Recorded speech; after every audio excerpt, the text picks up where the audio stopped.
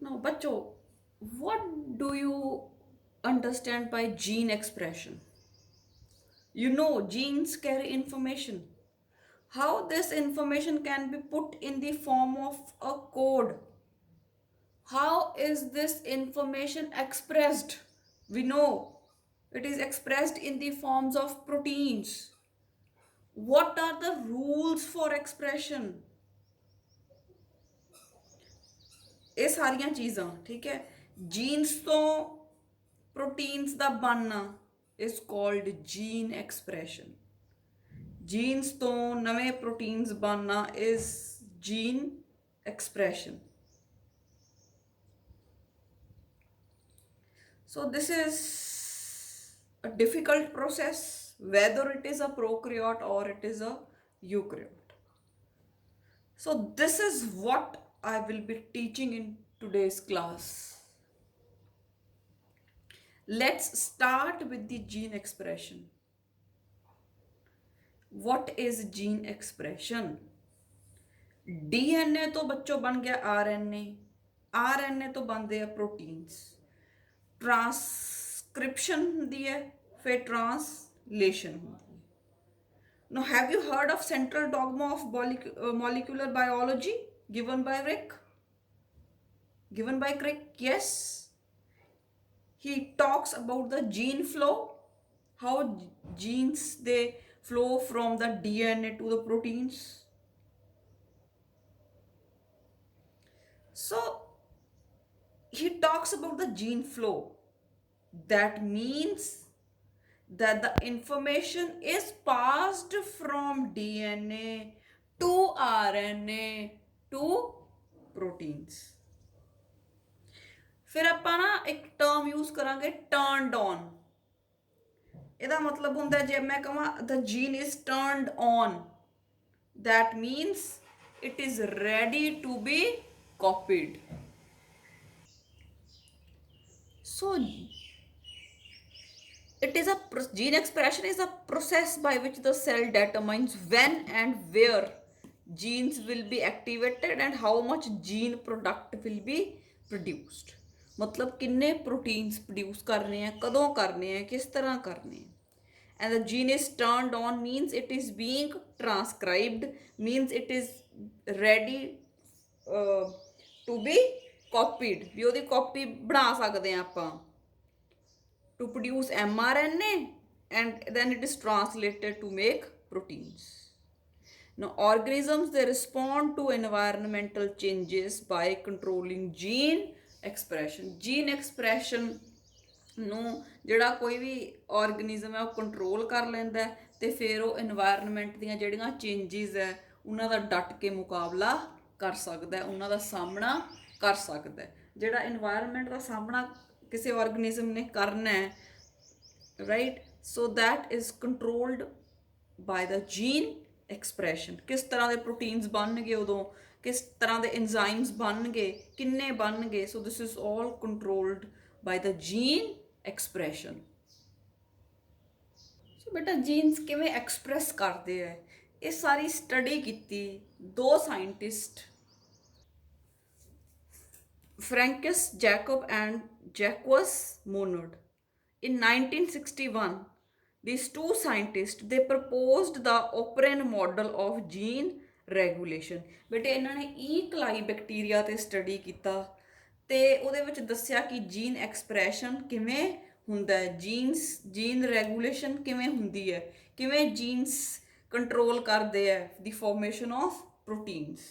This model was based on their study of the genes in E. coli that code for enzymes that affect the breakdown of lactose. Lactose is a sugar. ਕਿ jeans ਤੋਂ ਕਿਵੇਂ enzymes ਬਣਦੇ ਆ ਤੇ ਉਹ enzymes ਅੱਗੇ lactose ਨੂੰ ਕਿਵੇਂ ਡਾਈਜੈਸਟ ਕਰਦੇ ਆ, ਇਹ ਉਹਨਾਂ ਨੇ ਸਟੱਡੀ ਕੀਤਾ. ਜਿਹੜੇ ਦੋ ਸਾਇੰਟਿਸਟ ਹੈ ਜੈਕਬ ਐਂਡ ਮੋਨਾਡ. ਤਾਂ ਬੇਟੇ ਉਹਨਾਂ ਨੇ ਕਿਹਾ ਕਿ ਜਿਹੜਾ ਡੀਐਨਏ ਦਾ ਸੈਗਮੈਂਟ ਹੈ, ਸਪੋਜ਼ ਆ ਡੀਐਨਏ ਦੇ ਦੋ ਸਟ੍ਰੈਂਡਸ ਹੈ, ਉਹਦਾ ਇੱਕ ਛੋਟਾ ਸੈਗਮੈਂਟ ਲਿਆ ਹੈ ਤਾਂ ਇਹ ਕਹਿੰਦੇ ਉਹਦੇ ਤੇ 3 ਜੀਨਸ ਲੱਗੇ ਹੁੰਦੇ ਆ, ZYA, lack Z, lac Y, lac A. ਕਹਿੰਦਾ ਜਿਹੜੇ ਤਿੰਨ ਐਂਜ਼ਾਈਮ ਹੈ, ਠੀਕ ਹੈ, ਸੌਰੀ, ਤਿੰਨ ਜੀਨਸ ਹੈ ਜਿਹੜੇ ਲੈਕ Z, lac Y, lac A, ਇਹ ਤਿੰਨੋਂ ਜੀਨਸ ਨੂੰ ਕਹਿੰਦੇ ਆ ਸਟਰਕਚਰਲ ਜੀਨ। ਆ ਇੱਕ DNA ਦਾ ਸੈਗਮੈਂਟ ਜਿਹੜਾ ਹੈ ਇਹਨਾਂ ਨੇ ਦਿਖਾਇਆ, ਸਟੱਡੀ ਕੀਤਾ ਤੇ ਦੱਸਿਆ ਕਿ ਉਹਦੇ ਤੇ ਤਿੰਨ ਤਰ੍ਹਾਂ ਦੇ ਜੀਨਸ ਪਏ ਹੈ, ਲੈਕ Z, lac Y, lac A।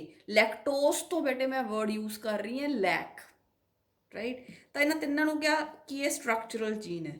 ਤਾਂ ਜਿਹੜੇ ਤਿੰਨ ਜੀਨ ਹੈ ਇਹ ਬੇਟੇ ਹੈਲਪ ਕਰਦੇ ਹੈ ਲੈਕਟੋਜ਼ ਨੂੰ ਡਾਈਜੈਸਟ ਕਰਨ ਦੇ ਵਿੱਚ। ਇਹ ਡਿਫਰੈਂਟ ਤਰ੍ਹਾਂ ਦੇ ਐਂਜ਼ਾਈਮ ਪੈਦਾ ਕਰਦੇ ਹੈ ਤੇ ਆਪਾਂ ਨੂੰ ਪਤਾ ਹੈ ਜਿਹੜੇ ਐਂਜ਼ਾਈਮਸ ਹੈ ਦੇ ਹੈਲਪ ਇਨ ਦਾ ਡਾਈਜੈਸ਼ਨ। ਤੇ ਬੇਟੇ ਜਿਹੜੇ ਆ ਤਿੰਨ ਐਂਜ਼ਾਈਮਸ ਹੈ ਇਹਨਾਂ ਨੂੰ ਫਿਰ ਇੱਕ ਕੰਟਰੋਲ ਕਰ ਰਿਹਾ ਹੈ ਜਿਹੜਾ ਯੂਨਿਟ, ਉਹਨੂੰ ਕੀ ਕਿਹਾ ਆਪਾਂ, ਓਪੇਰੋਨ, ਠੀਕ ਹੈ। ਇਹਨੂੰ ਕੀ ਕਿਹਾ, ਓਪੇਰੋਨ। ਹੁਣ ਇੱਕ ਐਗਜ਼ਾਮਪਲ ਨਾਲ ਮੈਂ ਤੁਹਾਨੂੰ ਐਕਸਪਲੇਨ ਕਰਦੀ ਹਾਂ। Have you seen goat, sheep, ਠੀਕ ਹੈ। ਤੇ ਜਿਹੜਾ ਮਤਲਬ ਉਹ ਇੱਕ ਦੂਜੇ ਨੂੰ, ਜਿਹੜਾ ਉਹ ਝੁੰਡ ਹੁੰਦਾ, ਜਿਹੜਾ ਉਹ ਹਰਡ ਹੁੰਦਾ, ਇਹ ਇੱਕ ਦੂਜੇ ਨੂੰ ਫੋਲੋ ਕਰਦੀਆਂ, ਜਿੱਧਰ ਨੂੰ ਇੱਕ ਜਾ ਰਹੀ ਹੁੰਦੀ ਉਧਰ ਨੂੰ ਹੀ ਜਾ ਰਹੀਆਂ ਹੁੰਦੀਆਂ, ਠੀਕ ਹੈ। ਇੰਨੀਆਂ ਭੇਡਾਂ ਹੁੰਦੀਆਂ ਜਾਂ ਬੱਕਰੀਆਂ ਹੁੰਦੀਆਂ, ਉਹਨਾਂ ਨੂੰ ਸਿਰਫ ਇੱਕ ਮੈਨ ਕੰਟਰੋਲ ਕਰ ਰਿਹਾ ਹੁੰਦਾ ਜਿਹਨੂੰ ਆਪਾਂ ਆ ਜਿਹੜੀ ਕਹਿੰਦੇ ਆ, ਠੀਕ ਹੈ। ਜਾਂ ਇੱਕ ਡੌਗ ਹੁੰਦਾ ਜਿਹਨੂੰ ਸ਼ੀਪ ਡੌਗ ਕਹਿੰਦੇ ਆ, ਉਹ ਸਾਰੀਆਂ ਨੂੰ ਕੰਟਰੋਲ ਕਰ ਰਿਹਾ ਹੁੰਦਾ, ਠੀਕ ਹੈ। ਜਿਹੜਾ ਸ਼ੈਪਰਡ ਹੈ ਜਾਂ ਜਿਹੜਾ ਸ਼ੀਪ ਡੌਗ ਹੈ, ਠੀਕ ਹੈ, ਉਹਨਾਂ ਨੂੰ ਲੀਡ ਕਰ ਰਿਹਾ, ਰਾਈਟ। ਤਾਂ ਉਹ ਉਹਨਾਂ ਦਾ ਬੌਸ ਹੈ। ਹੁਣ ਮੰਨ ਲਓ ਮੇਰੇ ਕੋਲ ਆ ਤਿੰਨ ਜੀਨਸ ਸੀ, lac Z, lac Y, lac A। ਇਹਨਾਂ ਨੂੰ ਸਟਰਕਚਰਲ ਜੀਨਸ ਕਹਿੰਦੇ, ਮੈਂ ਦੱਸਿਆ। ਤੇ ਜਿਹੜੇ ਇਹਨਾਂ ਤਿੰਨਾਂ ਤੋਂ ਜਿਹੜਾ ਕੰਮ ਕਰਾਉਣਾ ਹੈ, ਇਹਨਾਂ ਤਿੰਨਾਂ ਦਾ ਤੋਂ ਕੰਮ ਕਰਾਉਣ ਲਈ ਇੱਕ ਹੋਰ ਜੀਨ ਪਿਆ, ਠੀਕ ਹੈ, ਜਿਹੜਾ ਇਹਨਾਂ ਤੋਂ ਕੰਮ ਕਰਾਊਗਾ। ਤਾਂ ਉਹ ਇਹਨਾਂ ਦਾ ਬੌਸ ਹੋਊਗਾ। ਸੋ ਬੌਸ ਇਜ਼ ਕਾਲਡ ਦੀ ਓਪੇਰੋਨ।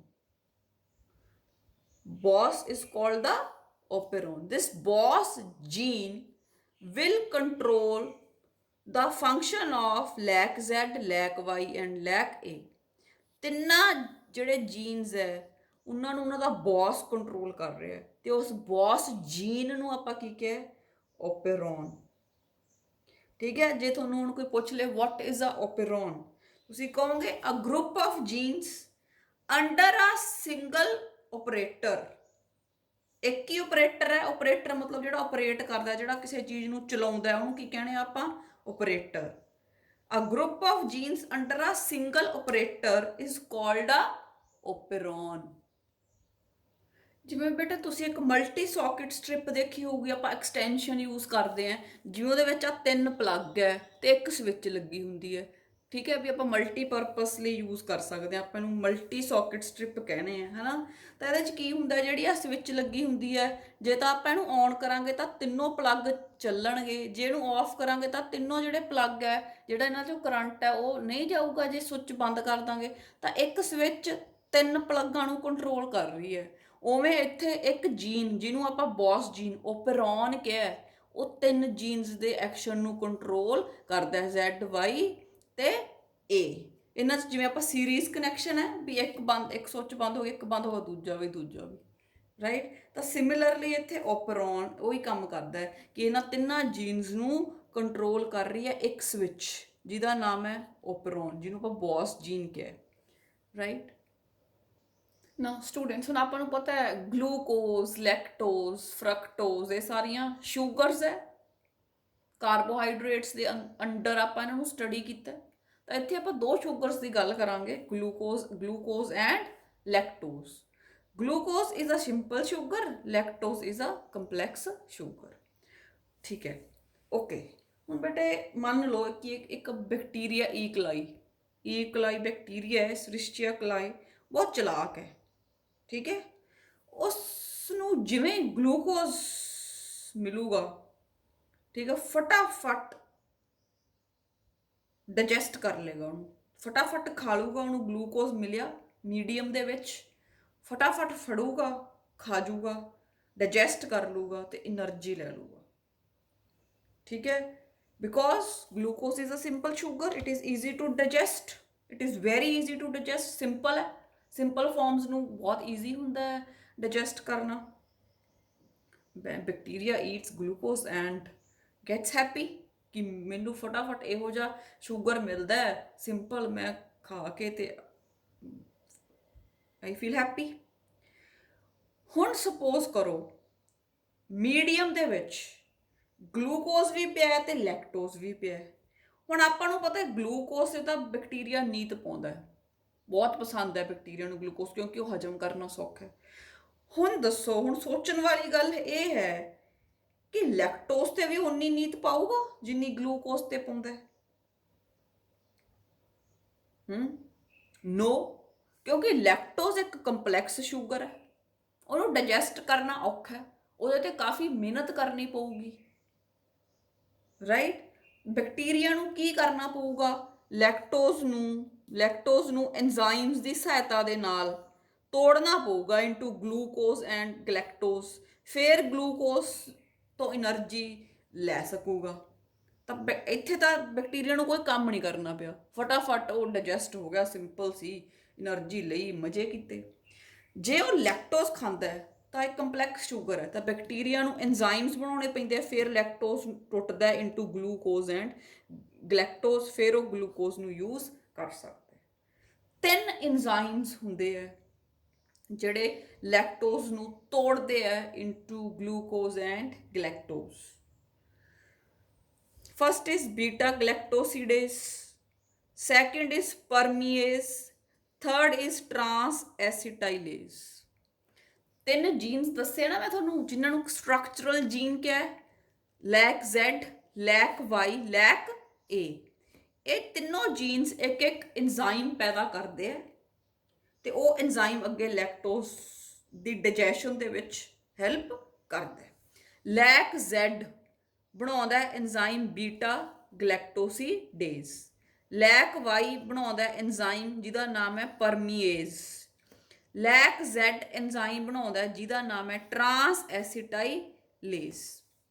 ਇਹਨੂੰ ਯਾਦ ਰੱਖਣ ਲਈ ਬਈ Z ਕਿਹੜਾ ਤੇ Y ਕੀ ਬਣਾਉਂਦਾ ਤੇ A ਕੀ ਬਣਾਉਂਦਾ। ਹੁਣ ਆਪਾਂ ਜੀਨਸ ਦੇ ਨਾਮ ਤਾਂ ਆਪਾਂ ਯਾਦ ਕਰ ਲਾਂਗੇ ਕਿ ਪਿੱਛੋਂ ਸ਼ੁਰੂ ਹੁੰਦੇ ABC ਦਾ ਸਭ ਤੋਂ ਲਾਸਟ ਵਾਲਾ ਸ਼ਬਦ Z, ਫਿਰ Y ਤੇ A ਸਭ ਤੋਂ ਪਹਿਲਾਂ ਵਾਲਾ। ABC 'ਚ ਤਾਂ A ਪਹਿਲਾਂ ਆਉਂਦਾ ਹੈ ਤੇ ਸਟਰਕਚਰਲ ਜੀਨਸ ਆ ਜਿਹੜੇ ਉਹਨਾਂ ਦੇ ਵਿੱਚ ਪਿੱਛੇ ਆਉਂਦਾ, ਲੈਕ A ਪਿੱਛੇ ਆਉਂਦਾ ਤੇ Z ਉਹ ਤਾਂ ABC 'ਚ ਤਾਂ ਪਿੱਛੇ ਆਉਂਦਾ, ਪਰ ਜਦੋਂ ਆਪਾਂ ਲੈਕ ਐਂਜ਼ਾਈਮਸ ਦੀ ਗੱਲ ਕਰਨੀ ਹੈ ਉਦੋਂ ਇਹ ਲੈਕ ਜੀਨਸ ਦੀ ਗੱਲ ਕਰਨੀ ਉਦੋਂ ਇਹ ਪਹਿਲਾਂ ਆਉਂਦਾ। ਫਿਰ ਯਾਦ ਰੱਖਣਾ ਵੀ Z ਵੀ ਪਰਮੀਏਜ਼ ਕਰਦਾ ਕਿ ਗਲੈਕਟੋਸੀਡੇਜ਼ ਕਰਦਾ ਕਿ ਕੀ ਕਰਦਾ, Y ਕਿਹੜਾ ਕਰਦਾ। ਇਹਨੂੰ ਯਾਦ ਰੱਖਣ ਲਈ ਇੱਕ ਲਾਈਨ ਯਾਦ ਕਰਨੀ ਹੈ, ਬਲੱਡ ਪ੍ਰੈਸ਼ਰ ਠੀਕ। ਬਈ ਆ ਔਖੀ ਜੀ ਗੱਲ ਦੱਸੀ ਜਾਂਦੇ ਆ ਮੈਡਮ, ਠੀਕ ਹੈ, ਤੇ ਮੇਰਾ ਬਲੱਡ ਪ੍ਰੈਸ਼ਰ ਠੀਕ ਹੈ, ਵੀ ਮੈਂ ਘਬਰਾਇਆ ਨਹੀਂ ਇਹ ਟੌਪਿਕ ਨੂੰ ਦੇਖ ਕੇ, ਠੀਕ ਹੈ, ਔਖਾ ਜਿਹਾ ਟੌਪਿਕ ਹੈ। ਬਲੱਡ ਪ੍ਰੈਸ਼ਰ ਠੀਕ। ਬੀ ਤੋਂ ਬੀਟਾ ਗਲੈਕਟੋਸੀਡੇਜ਼, ਪੀ ਤੋਂ ਪਰਮੀਏਜ਼ ਤੇ ਟੀ ਤੋਂ ਟਰਾਂਸ ਐਸੀਟਾਈਲੇਜ਼। ਜੀਨ ਦੇ ਨਾਮ ਤਾਂ ਆਪਾਂ ਨੂੰ ਯਾਦ ਹੀ ਹੋ ਗਏ, ZYA। ਹੁਣ ਰੌਲਾ ਐਂਜ਼ਾਈਮਸ ਕਿਹੜਾ ਕਿਹੜੇ ਪ੍ਰੋਡਿਊਸ ਕਰਦਾ ਹੈ, ਤਾਂ ਬਲੱਡ ਪ੍ਰੈਸ਼ਰ ਠੀਕ ਬੀ ਤੋਂ ਮਤਲਬ ਬੀਟਾ ਗਲੈਕਟੋਸੀਡੇਜ਼ ਲੈਕ Z ਬਣਾਊਗਾ, ਪੀ ਤੋਂ ਪਰਮੀਏਜ਼ ਤੇ ਟੀ ਤੋਂ transacetylase. So I hope you will not get confused with the name of the enzymes and the genes which produce those particular enzymes। ਜਿਹੜੇ ਆ 3 ਜੀਨਸ ਹੈ, ਲੈਕ Z, lac Y, lac A, ਇਹਨਾਂ ਦਾ boss ਕੌਣ ਹੈ? Who is the boss? Operon. Operon gene is the boss which controls the function of the other 3 genes। ਜਿਵੇਂ ਬੇਟੇ class 'ਚ ਹੁੰਦਾ ਦੀ monitor is the operon, right? Monitor is the boss। So similarly the case here। ਹੁਣ ਬੇਟੇ ਆਪਾਂ ਕਿਹਾ ਵਾ ਕਿ ਆ ਜੇ ਲੈਕਟੋਜ਼ ਨੂੰ ਹਜਮ ਕਰਨਾ ਹੈ ਤਾਂ 3 ਐਂਜ਼ਾਈਮਸ ਬਣਾਉਣੇ ਪੈਣਗੇ, ਠੀਕ ਹੈ। ਅਗਰ ਗਲੂਕੋਜ਼ ਨੂੰ ਹਜਮ ਕਰਨਾ ਹੈ ਤਾਂ lac Z, lac Y, lac A genes ਚਾਹੀਦੇ ਹੈ? ਨੋ, ਕਿਉਂਕਿ ਉਹ ਸਿੰਪਲ ਹੈ, ਉਹਨੂੰ ਡਾਇਰੈਕਟਲੀ ਉਹ ਡਾਈਜੈਸਟ ਹੋ ਜੂਗੀ। ਜਦੋਂ ਬੇਟੇ ਆਪਾਂ ਨੂੰ ਲੈਕ Z, Y ਤੇ A ਚਾਹੀਦਾ ਹੀ ਨਹੀਂ, ਉਹਨਾਂ ਦਾ ਕੰਮ ਆਪਾਂ ਨੂੰ ਚਾਹੀਦਾ ਨਹੀਂ, ਆਪਾਂ ਚਾਹੁੰਦੇ ਨਹੀਂ ਕਿ ਉਹ ਐਂਜ਼ਾਈਮ ਬਣਾਉਣ, ਕਿਉਂਕਿ ਈ ਕੋਲਾਈ ਨੂੰ ਉਹਦੀ ਲੋੜ ਹੀ ਨਹੀਂ, ਤਾਂ ਜਿਹੜੀ ਸਵਿਚ ਹੈ ਉਹ ਆਫ, ਠੀਕ ਹੈ। ਓਪੇਰੋਨ ਹੈ ਜਿਹੜਾ, ਉਹ ਕੀ ਹੋ ਜਾਊਗਾ? ਆਫ। ਓਪੇਰੋਨ ਆਫ ਹੋ ਗਿਆ, ਠੀਕ ਹੈ, ਤਾਂ ਜਿਹੜੇ ਜੀਨਸ ਸੀ ਉਹ ਆਪਦੀ ਆਪ ਹੀ ਆਫ ਹੋ ਗਏ, ਕਿਉਂਕਿ ਓਪੇਰੋਨ ਬੌਸ ਹੈ, ਉਹ ਹੀ ਉਹਨਾਂ ਨੂੰ ਕੰਟਰੋਲ ਕਰ ਰਿਹਾ। ਹੁਣ ਸਪੋਜ਼ ਕੋਈ ਦਫ਼ਤਰ ਹੈ, ਉਹਦੇ ਵਿੱਚ 4 ਬੰਦੇ ਹੈ, ਇੱਕ ਬੌਸ ਹੈ, ਤੇ ਬੌਸ ਨੇ ਤਿੰਨਾਂ ਤੋਂ ਕੰਮ ਲੈਣਾ ਹੁੰਦਾ। ਹੁਣ ਬੌਸ ਆਪ ਹੀ ਨਾ ਆਵੇ ਤਾਂ ਉਹ 3 ਬੰਦੇ ਵੀ ਨਹੀਂ ਆਉਣਗੇ, ਠੀਕ ਹੈ। ਤਾਂ ਉਵੇਂ ਹੀ ਇੱਥੇ ਹੈ, ਹੁਣ ਬੌਸ ਕੋਈ ਕੰਮ ਨਹੀਂ ਕਰ ਰਿਹਾ ਤਾਂ ਬਾਕੀ ਦੇ 3 ਜੀਨਸ ਵੀ ਕਿਉਂ ਕੰਮ ਕਰਦੇ ਆ, ਠੀਕ ਹੈ। ਤਾਂ ਜਦੋਂ ਈ ਕੋਲਾਈ ਨੇ ਗਲੂਕੋਜ਼ ਨੂੰ ਡਾਈਜੈਸਟ ਕਰਨਾ ਹੁੰਦਾ ਤਾਂ ਓਪਰੇਟਰ ਆਫ ਹੋ ਜਾਂਦਾ, ਮਤਲਬ ਓਪੇਰੋਨ ਆਫ ਹੋ ਜਾਂਦਾ, ਤੇ ਜਿਹੜੇ ਜੀਨਸ ਹੈ ਉਹ ਅੱਗੇ ਐਂਜ਼ਾਈਮਸ ਪੈਦਾ ਨਹੀਂ ਕਰਦੇ। ਜਦੋਂ ਈ ਕੋਲਾਈ ਨੇ ਲੈਕਟੋਜ਼ ਨੂੰ ਹਜਮ ਕਰਨਾ ਹੈ, ਓਪੇਰੋਨ ਜਿਹੜੀ ਸਵਿਚ ਹੈ, ਜਿਹੜਾ ਬੌਸ ਹੈ, ਉਹ ਐਕਟਿਵ ਹੋ ਜਾਂਦਾ, ਔਨ ਹੋ ਜਾਂਦਾ, ਤੇ ਆਹ ਤਿੰਨੇ ਜੀਨਸ ਨੂੰ ਕਹਿੰਦਾ ਬਈ ਐਂਜ਼ਾਈਮ ਬਣਾਓ, ਫੇਰ ਹੀ ਜਿਹੜਾ ਹੈ ਲੈਕਟੋਜ਼ ਨੂੰ ਡਾਈਜੈਸਟ ਕਰਾਂਗੇ, ਠੀਕ ਹੈ ਬੇਟੇ। ਈ ਕੋਲਾਈ ਦੇ ਕੋਲ 3 ਜੀਨਸ ਹੈ, ਲੈਕ Z, lac Y, lac A। ਇਹਨਾਂ 3 ਜੀਨਸ ਦੀ ਵਜ੍ਹਾ ਨਾਲ ਲੈਕਟੋਜ਼ ਨੂੰ ਡਾਈਜੈਸਟ ਕਰਦਾ ਹੈ, ਤੇ ਲੈਕਟੋਜ਼ ਤੋਂ ਫਿਰ ਉਹ ਗਲੂਕੋਜ਼ ਲੈਂਦਾ ਤੇ ਫਿਰ એનર્ਜੀ ਲੈਂਦਾ। ਜੇ ਮੀਡੀਅਮ ਵਿੱਚ ਗਲੂਕੋਜ਼ ਹੈ ਤਾਂ ਲੈਕਟੋਜ਼ ਨੂੰ ਡਾਈਜੈਸਟ ਕਰਨ ਦੀ ਲੋੜ ਹੀ ਨਹੀਂ, ਉਹ ਗਲੂਕੋਜ਼ ਤੋਂ ਹੀ ਕੰਮ ਚਲਾ ਲੂਗਾ, ਠੀਕ ਹੈ। ਤੇ ਜੇ ਗਲੂਕੋਜ਼ ਹੀ ਉਹਦੇ ਕੋਲ ਹੈਗਾ ਹੈ ਤਾਂ ZYA ਤੋਂ ਐਂਜ਼ਾਈਮ ਬਣਾਉਣ ਦੀ ਕੀ ਲੋੜ ਹੈ? ਤਾਂ ZYA ਨੂੰ ਆਫ ਹੀ ਕਰ ਦੋ, ਲੋੜ ਤਾਂ ਹੈ ਨਹੀਂ, ਠੀਕ ਹੈ। ਤਾਂ ਜਿਹੜਾ ਓਪੇਰੋਨ ਹੈ, ਜਿਹੜਾ ਓਪਰੇਟਰ ਜੀਨ ਹੈ, ਉਹ ਖੁਦ ਆਫ ਹੋ ਜਾਊਗਾ, ਤੇ ਜਿਹੜੇ 3 ਜੀਨਸ ਹੈ ZYA, ਇਹ ਕੋਈ ਵੀ ਕੰਮ ਨਹੀਂ ਕਰਨਗੇ। ਫਿਰ ਮੰਨ ਲਓ ਵੀ ਗਲੂਕੋਜ਼ ਬੈਕਟੀਰੀਆ ਨੂੰ ਮਿਲ ਹੀ ਨਹੀਂ ਰਿਹਾ, ਉਹਨੇ ਕੁਛ ਤਾਂ ਖਾਣਾ ਹੈ, ਤਾਂ ਲੈਕਟੋਜ਼ ਨਾਲ ਕੰਮ ਸਾਰੂਗਾ ਫਿਰ। ਤਾਂ ਉਹ ਕਹਿੰਦਾ ਚੱਲ ਲੈਕਟੋਜ਼ ਹੀ ਖਾ ਲੈਂਦੇ ਆ, ਫਿਰ ਇਹਨੂੰ ਤੋੜ ਕੇ ਗਲੂਕੋਜ਼ ਬਣਾ ਲਾਂਗੇ ਇਹਦੇ ਤੋਂ। ਤਾਂ ਪਰ ਤੋੜਨ ਲਈ ਉਹ ਕਹਿੰਦਾ ਐਂਜ਼ਾਈਮ ਲੱਗਣੇ ਆ, ਡਾਈਜੈਸਟ ਕਰਨ ਲਈ ਐਂਜ਼ਾਈਮਸ ਚਾਹੀਦੇ ਆ, ਤਾਂ ਓਪੇਰੋਨ ਹੈ ਜਿਹੜਾ ਉਹ ਔਨ ਕਰਨਾ ਪੈਣਾ ਹੈ। ਜੇ ਬੌਸ ਔਨ ਹੋਊਗਾ ਫੇਰ ਹੀ ਜਿਹੜੇ 3 ਜਿਹੜੇ ਜੀਨਸ ਹੈ ਉਹ ਆਪਦਾ ਕੰਮ ਸ਼ੁਰੂ ਕਰਨਗੇ। Now students, let me explain you the different genes, ਠੀਕ ਹੈ। ਹੁਣ ਤੁਸੀਂ 3 ਜੀਨਸ ਬਾਰੇ ਤਾਂ ਤੁਸੀਂ ਸੁਣ ਚੁੱਕੇ ਹੋ ਮੇਰੇ ਤੋਂ, ਲੈਕ Z, lac Y, lac A। ਇਹਨਾਂ ਤਿੰਨਾਂ ਨੂੰ ਬੇਟੇ ਕਹਿੰਦੇ ਆ ਸਟਰਕਚਰਲ ਜੀਨਸ।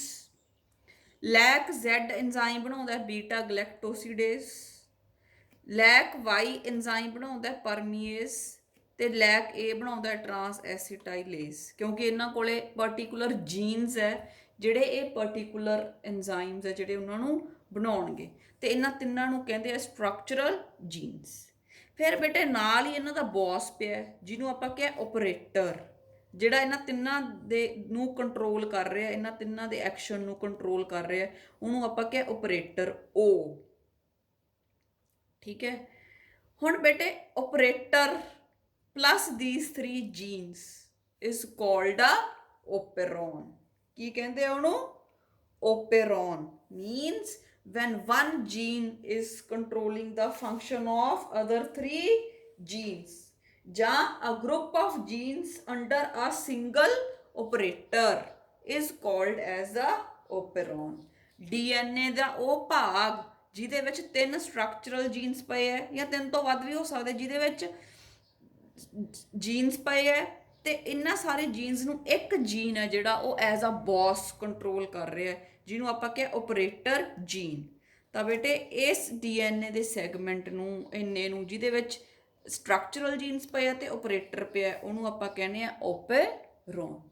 ਤਾਂ ਉਹਨਾਂ ਨੇ ਬੇਟੇ ਇਹ ਸਾਰਾ ਡਿਸਕਵਰ ਕੀਤਾ ਹੈ, ਜਿਹੜੇ 2 ਸਾਇੰਟਿਸਟ ਮੈਂ ਤੁਹਾਨੂੰ ਦੱਸੇ ਹੈ, ਹਨਾ, ਮਤਲਬ ਕਿ ਆਹ ਜੈਕਬ ਐਂਡ ਮੋਨਾਰਡ ਇਨ 1961। ਸੋ ਈ ਕੋਲਾਈ ਦੇ ਵਿੱਚ ਉਹਨਾਂ ਨੇ ਜਿਹੜਾ ਇਹ ਸਾਰਾ ਡਿਸਕਵਰ ਕੀਤਾ, ठीक है। तो उन्होंने कहा कि एक ग्रुप ऑफ जीन्स है which is under a single operator, तो ये चारां नूं मिला के उन्होंने कहता दिस इज अ ओपरॉन। ਤਾਂ ਫਿਰ ਇੱਕ ਚੀਜ਼ ਜਿਹੜੀ ਹੋਰ ਦੇਖਣ ਵਾਲੀ ਹੈ ਬੇਟੇ, ਉਹਨਾਂ ਨੇ ਈ ਕਲਾਈ 'ਚ ਕਿਉਂ ਲਿਆ? ਠੀਕ ਹੈ, ਈ ਕਲਾਈ ਇੱਕ ਪ੍ਰੋਕਰੀਓਟ ਹੈ। ਪ੍ਰੋਕਰੀਓਟਸ ਆਪਾਂ ਨੂੰ ਪਤਾ they are simple as compare to the eukaryotes. ਤਾਂ ਪ੍ਰੋਕਰੀਓਟਸ ਦੇ ਵਿੱਚ ਮੈਂ ਤੁਹਾਨੂੰ ਦੱਸਿਆ ਸੀ ਪੋਲੀਸਿਸਟਰੋਨ। ਪੋਲੀ ਮੀਨਸ ਮੈਨੀ, ਸਿਸਟਰੋਨ ਮੀਨਸ ਪ੍ਰੋਟੀਨਸ। ਜਦੋਂ ਕਾਫੀ ਸਾਰੇ ਪ੍ਰੋਟੀਨਸ ਬਣ ਸਕਣ ਇੱਕੋ ਸਮੇਂ ਤੇ ਤਾਂ ਆਪਾਂ ਕਿਹਾ ਸੀ ਪ੍ਰੋਕਰੀਓਟਸ ਹੁੰਦੇ ਜਿਹੜੇ ਉਹ ਪੋਲੀਸਿਸਟਰੋਨਿਕ ਹੁੰਦੇ ਆ।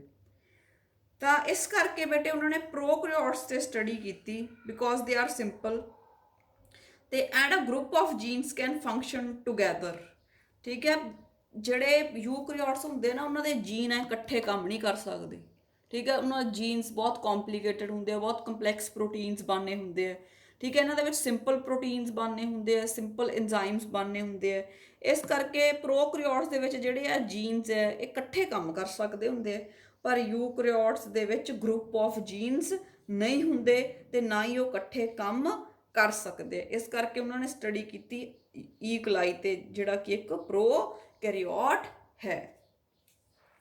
ਠੀਕ ਹੈ, ਹੁਣ ਬੇਟੇ ਓਪਰੋਨ ਤਾਂ ਤੁਹਾਨੂੰ ਪਤਾ ਲੱਗ ਗਿਆ ਕਿ a group of genes which are controlled by one gene. Operator control ਕਰ ਰਿਹਾ 3 ਸਟਰਕਚਰਲ ਜੀਨਸ ਨੂੰ, ਰਾਈਟ। ਤੇ ਜਿਹੜਾ ਓਪਰੋਨ ਦੇ ਵਿੱਚ ਲੈਕਟੋਜ਼ ਯੂਜ਼ ਹੁੰਦੀ ਹੈ, ਜਿਹੜੇ ਓਪਰੋਨ ਦੇ ਵਿੱਚ ਮਤਲਬ ਜਿਹੜਾ ਓਪਰੋਨ ਲੈਕਟੋਜ਼ ਨੂੰ ਹਜਮ ਕਰਨ ਲਈ ਐਂਜ਼ਾਈਮਸ ਪੈਦਾ ਕਰਦਾ ਹੈ ਉਹਨੂੰ ਕਹਿੰਦੇ ਆ ਲੈਕ ਓਪਰੋਨ। ਕੀ ਕਹਿੰਦੇ ਆ?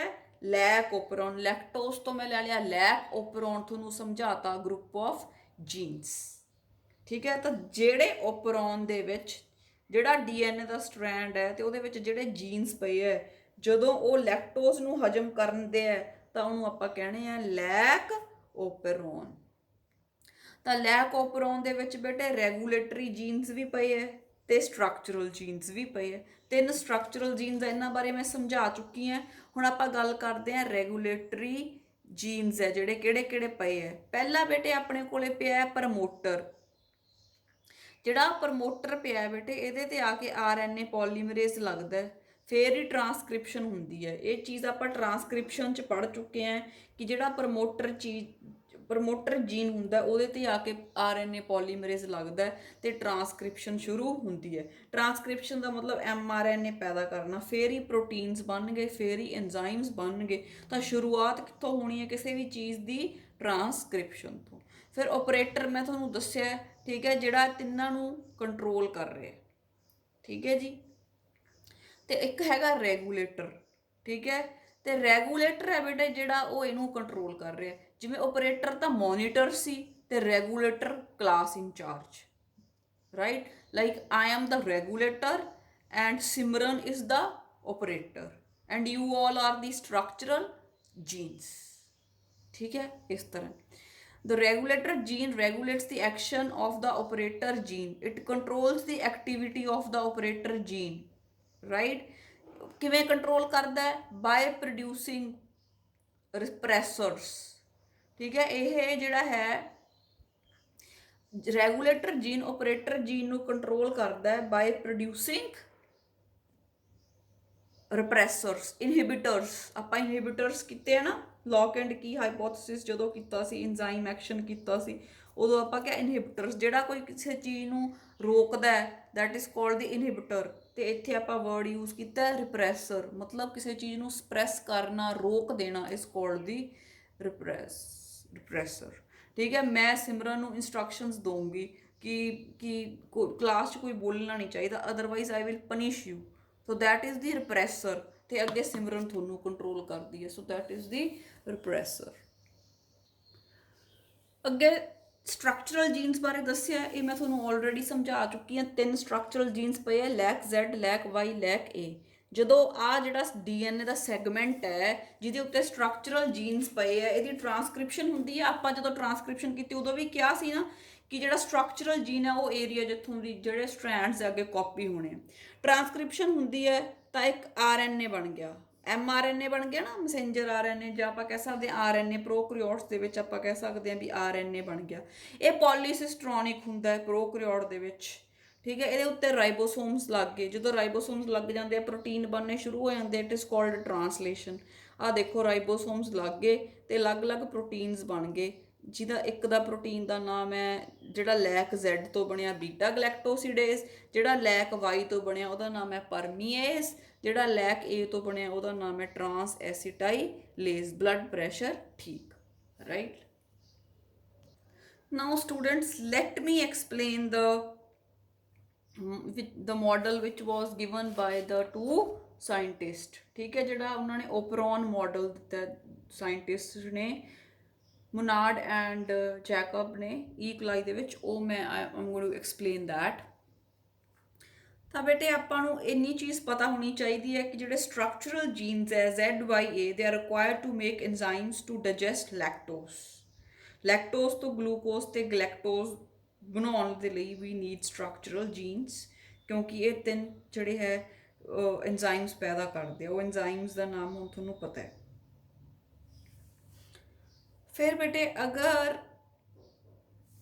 ਹੁਣ ਸਿਚੁਏਸ਼ਨ ਥੋੜੀ ਸਮਝਣ ਦੀ ਕੋਸ਼ਿਸ਼ ਕਰੋ ਕਿ ਸਟਰਕਚਰਲ ਜੀਨਸ ਆਪਾਂ ਨੂੰ ਕਦੋਂ ਚਾਹੀਦੇ ਆ, ਕਦੋਂ ਲੋੜ ਹੈ? ਜਦੋਂ ਗਲੂਕੋਜ਼ ਪਿਆ? ਨੋ, ਗਲੂਕੋਜ਼ ਸਿੰਪਲ ਹੈ। ਜਦੋਂ ਲੈਕਟੋਜ਼ ਪਿਆ। when to own the structural gene? when glucose is absent and lactose is present। ਅਗਰ ਗਲੂਕੋਜ਼ ਪਿਆ ਹੈ ਤਾਂ ਆਪਾਂ ਨੂੰ ਚਾਹੀਦਾ ਹੀ ਨਹੀਂ। It is clear, we don't need these genes. ਉਹ ਜਿਹੜਾ ਹੈ ਓਪਰੇਟਰ ਹੈ, ਜਿਹੜਾ ਉਹ ਸਵਿਚ ਦੀ ਤਰ੍ਹਾਂ ਕੰਮ ਕਰੂਗਾ। ZY ਦੇ A ਦੇ ਅੱਗੇ ਲੱਗਿਆ, ਬੰਦ ਹੋ ਜਾਊਗਾ। ZYA ਕੋਈ ਕੰਮ ਹੀ ਨਹੀਂ ਕਰਨਗੇ, ਕਿਉਂਕਿ ਉਹਨਾਂ ਦੇ ਕੰਮ ਦੀ ਲੋੜ ਹੀ ਨਹੀਂ ਹੈ, ਰਾਈਟ। ਤਾਂ ਕੀ ਹੁੰਦਾ, ਕਿਵੇਂ ਹੁੰਦਾ ਇਹ, ਕਿਉਂ ਨਹੀਂ ਉਹ ਜੀਨ ਕੰਮ ਕਰਦੇ, ਕਿਵੇਂ ਆਪਰੇਟਰ ਬੰਦ ਕਿਵੇਂ ਹੁੰਦਾ, ਆਪਰੇਟਰ ਦੀ ਜਿਹੜੀ ਸਵਿਚ ਆ ਕਿਵੇਂ ਆਫ ਹੁੰਦੀ ਹੈ? ਤਾਂ ਆਪਾਂ ਜਿਵੇਂ ਮੈਂ ਤੁਹਾਨੂੰ ਦੱਸਿਆ ਸੀ ਕਿ ਰੈਗੂਲੇਟਰ ਜੀਨ ਹੁੰਦਾ। ਰੈਗੂਲੇਟਰ ਜੀਨ ਹੈ ਸਾਰਿਆਂ ਤੋਂ ਉੱਤੇ ਹੈ। ਰੈਗੂਲੇਟਰ ਜੀਨ ਆਪਰੇਟਰ ਜੀਨ ਨੂੰ ਕੰਟਰੋਲ ਕਰਦਾ, ਆਪਰੇਟਰ ਜੀਨ ਅੱਗੇ ਸਟਰਕਚਰਲ ਜੀਨਸ ਨੂੰ ਕੰਟਰੋਲ ਕਰਦੇ ਆ। ਹੁਣ ਜਦੋਂ ਆਪਣੇ ਕੋਲੇ ਜਿਹੜਾ ਲੈਕਟੋਜ਼ ਹੈ, ਉਹਨੂੰ ਆਪਾਂ ਕਿਹਾ ਕਿ ਜਿਹੜਾ ਹੈ ਉਹ ਇੱਕ ਇੰਡਿਊਸਰ ਹੈ, ਠੀਕ ਹੈ। ਹੁਣ ਜਦੋਂ ਇੰਡਿਊਸਰ ਨਹੀਂ ਪਿਆ, ਮੀਨਸ ਲੈਕਟੋਜ਼ ਨਹੀਂ ਪਿਆ, ਮੀਨਸ ਗਲੂਕੋਜ਼ ਪਿਆ, ਤਾਂ ਕੀ ਹੁੰਦਾ ਹੈ ਬੈਕਟੀਰੀਆ ਦੀ ਬਾਡੀ ਦੇ ਵਿੱਚ ਜਿਹੜਾ DNA ਦਾ ਸੈਗਮੈਂਟ ਪਿਆ, ਜਿਹਦਾ ਰੈਗੂਲੇਟਰ ਜੀਨ ਪਿਆ, ਉਹ ਇੱਕ mRNA ਪੈਦਾ ਕਰੂਗਾ, ਵਿਚ ਇਜ਼ ਕਾਲਡ ਦੀ ਰਿਪਰੈਸਰ mRNA। ਜਿਹੜਾ mRNA ਆਪਾਂ ਨੂੰ ਪਤਾ ਹੈ ਉਹਨੇ ਕੀ ਬਣਾਉਣੇ ਹੈ, ਪ੍ਰੋਟੀਨਸ।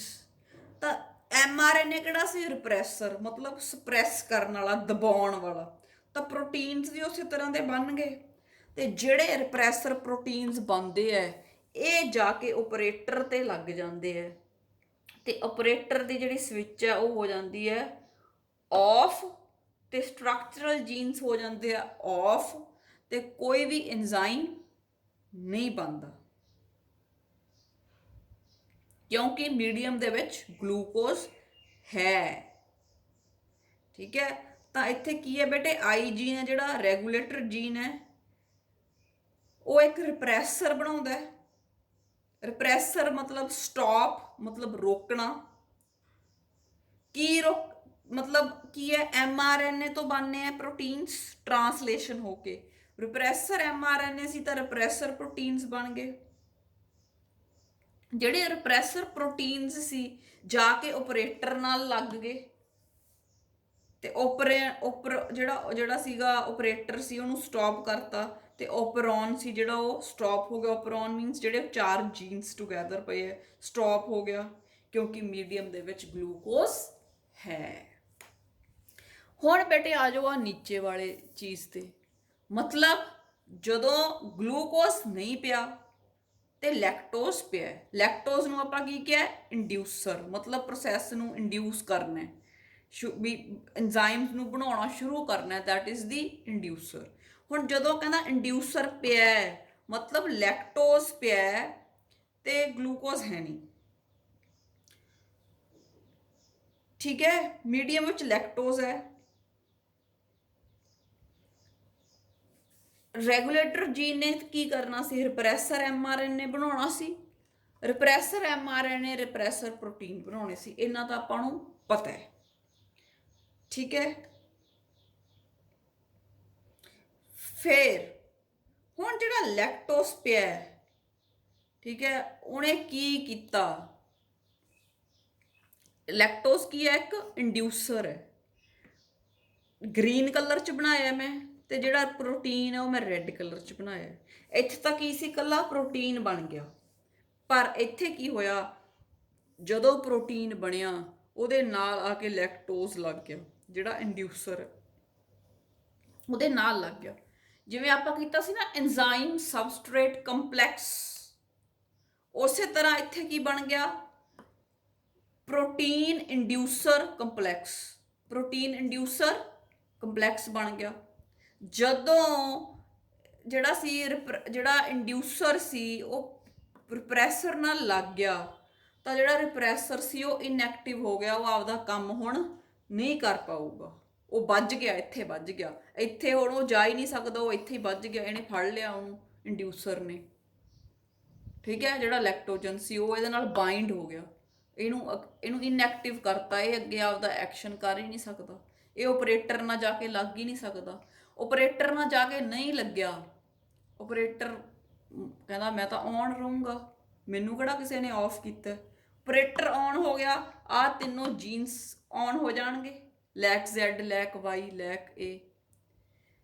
ਠੀਕ ਹੈ, ਇਹਨਾਂ ਨੇ ਕੀ ਕੀਤਾ, ਲੈਕਟੋਜਨ, ਲੈਕ ਦਾ ਮਤਲਬ ਹੈ ਜਿਹੜਾ ਆਪਾਂ ਯੂਜ਼ ਕਰ ਰਹੇ ਹਾਂ ਜਿਹੜਾ ਵਰਡ, ਸੌਰੀ, ਲੈਕਟੋਜ਼। ਫਿਰ ਕੀ ਹੋਊਗਾ, ਤਿੰਨਾਂ ਦੀ ਸਟਰਕਚਰਲ ਜੀਨਸ, ਇਹਨਾਂ ਦੀ ਟ੍ਰਾਂਸਕ੍ਰਿਪਸ਼ਨ ਹੋ ਜੂਗੀ, mRNA ਬਣ ਜੂਗਾ, mRNA ਦੀ ਟ੍ਰਾਂਸਲੇਸ਼ਨ ਹੋ ਜੂਗੀ, ਤਿੰਨ ਜਿਹੜੇ ਹੈ ਪ੍ਰੋਟੀਨਸ ਬਣ ਜਾਣਗੇ। ਐਂਜ਼ਾਈਮਸ ਆਪਾਂ ਨੂੰ ਪਤਾ they R the special proteins, ਤਾਂ ਤਿੰਨ ਐਂਜ਼ਾਈਮਸ ਬਣ ਗਏ, ਬੀਟਾ ਗਲੈਕਟੋਸੀਡੇਜ਼, ਪਰਮੀਏਜ਼, ਟ੍ਰਾਂਸ ਐਸੀਟਾਈਲੇਜ਼। ਹੁਣ ਕੀ, ਜਿਹੜਾ beta galactosidase it helps in the breakdown of lactose to glucose and galactose, bacteria ਨੂੰ ਗਲੂਕੋਜ਼ ਮਿਲ ਗਿਆ। ਇੱਥੇ ਤਾਂ ਉਹਨੂੰ ਗਲੂਕੋਜ਼ ਮਿਲਾਇਆ ਹੀ ਸੀ, ਤਾਂ ਉਹਨੇ ਜੀਨਸ ਤੋਂ ਐਂਜ਼ਾਈਮਸ ਬਣਾ ਕੇ ਕੀ ਆਪਦੀ ਮਿਹਨਤ ਬੇਕਾਰ ਥੋੜੀ ਕਰਨੀ ਸੀ। ਤਾਂ ਫਿਰ ਕੀ ਹੁੰਦਾ, ਜਿਹੜਾ ਓਪਰੇਟਰ ਹੈ ਉਹਦੀ ਸਵਿਚ ਆਫ ਹੋ ਜਾਂਦੀ ਹੈ, ਓਪਰੋਨ ਆਫ ਹੋ ਜਾਂਦਾ। ਇੱਥੇ ਫਿਰ ਉਹਨੂੰ ਮਿਹਨਤ ਕਰਨੀ ਪੈਣੀ ਸੀ, ਤੇ ਇੱਥੇ ਫਿਰ ਕੀ ਹੁੰਦਾ, ਕੰਪਲੈਕਸ ਬਣਾ ਦਿੰਦਾ, ਜਿਹੜਾ ਇੰਡਿਊਸਰ ਹੈ ਉਹ ਰਿਪਰੈਸਰ ਪ੍ਰੋਟੀਨ ਨਾਲ ਜਾ ਕੇ ਲੱਗ ਜਾਂਦਾ। ਠੀਕ ਹੈ, ਤਾਂ ਓਪਰੇਟਰ ਔਨ ਰਹਿੰਦਾ। ਠੀਕ ਹੈ, ਤੇ ਜਿਹੜੇ ਐਂਜ਼ਾਈਮਸ ਉਹ ਆਪਦੀ ਜਿਹੜੀ ਐਕਟੀਵਿਟੀ ਉਹ ਕਰ ਦਿੰਦੇ।